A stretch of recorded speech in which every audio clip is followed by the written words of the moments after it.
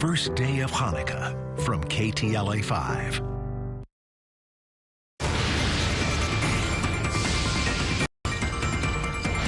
Breaking news, legendary actor and director Rob Reiner and Michelle Reiner's son has been arrested on suspicion of murder in connection with his parents' deaths. Thanks for joining us for the KTLA 5 News at Noon. I'm Glenn Walker. And I'm Lou Parker. The couple's bodies were found in their Brentwood home yesterday afternoon. And now there's Nick Reiner is in custody, accused of killing them. KTLA 5's Lauren Lister is in Brentwood with the latest information. Hi there. The LA police chief announcing the arrest of the Reiner's adult son this morning. Behind is the gate of the Brentwood home where authorities say the legendary Hollywood director and his wife were found dead fewer than 24 hours ago. Police confirming 78-year-old Rob Reiner and his wife, 68-year-old Michelle Reiner, were found dead Sunday, both suffering stab wounds and pronounced dead at the scene. Now their 32-year-old son, Nick Reiner, the man behind bars, suspected of their murder.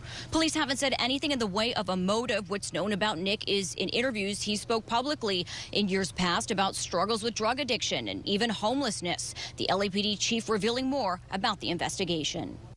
We have our robbery homicide division handling the investigation. They work throughout the night on this case and were able to take into custody Nick Reiner, a suspect in this case. He was subsequently booked for murder.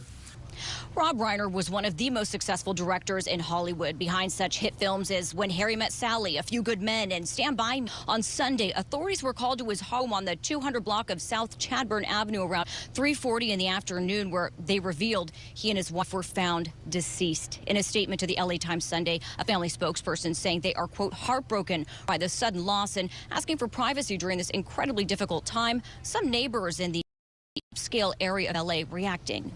I heard the helicopters, and I also heard the helicopters over OJ, which wasn't far from here, and was curious and looked at the TV and found the story about, I guess, both Reiners. Nick Reiner, late Sunday, on $4 million bail. Records now showing held bail. The latest, I'll send it back to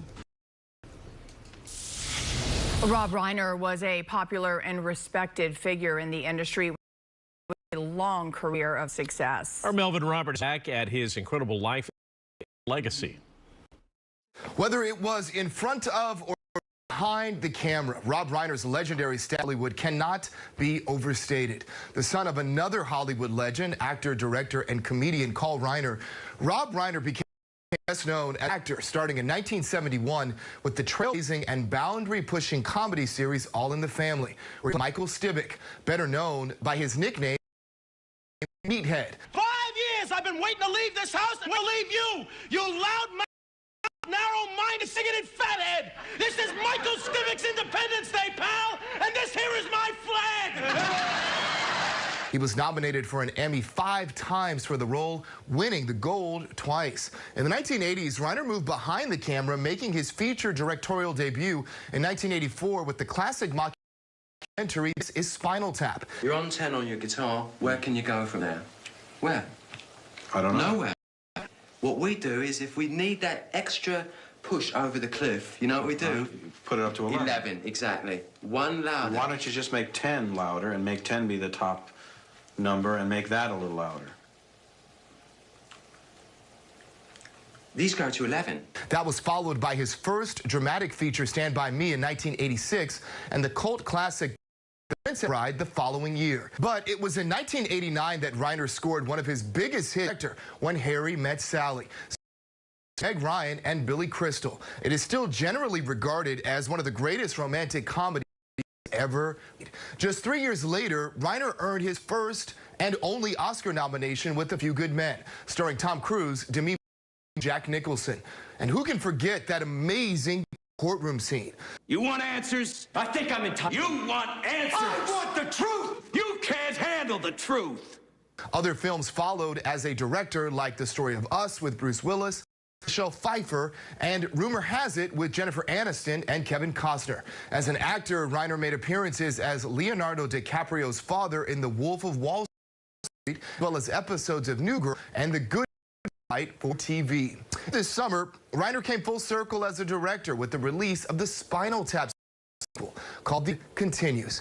What a life, what a legacy, and tragic loss. In Hollywood, with your entertainment report, I'm Mel Robert.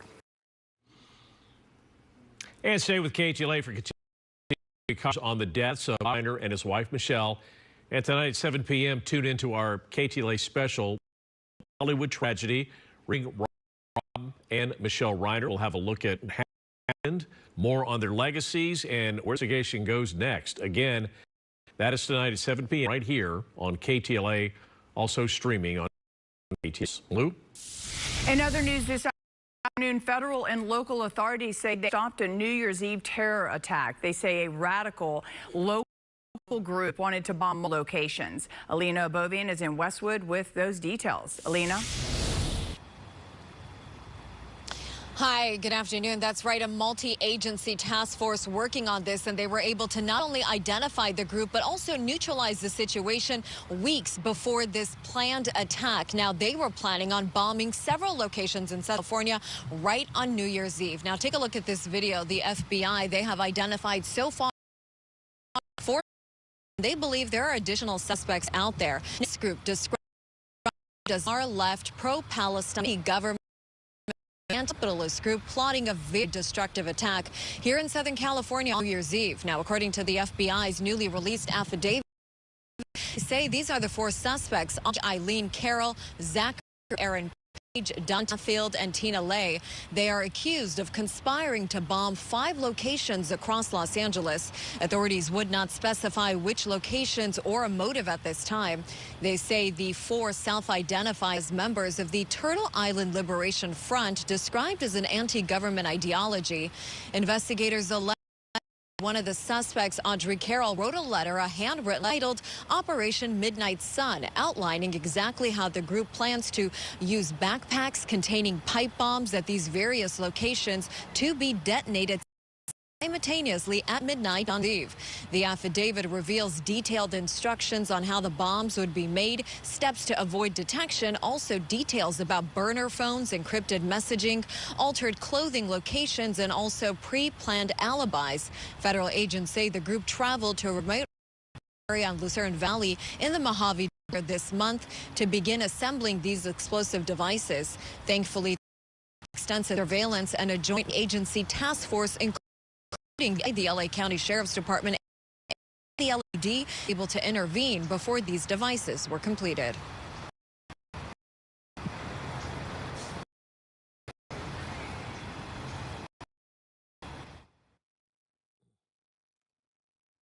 The defendants are all radical anti-government members of the Turtle Island Liberation Front, which, according to their own social media, is an anti-capitalist, anti-government movement that calls for their associates to rise up and fight back against capitalism.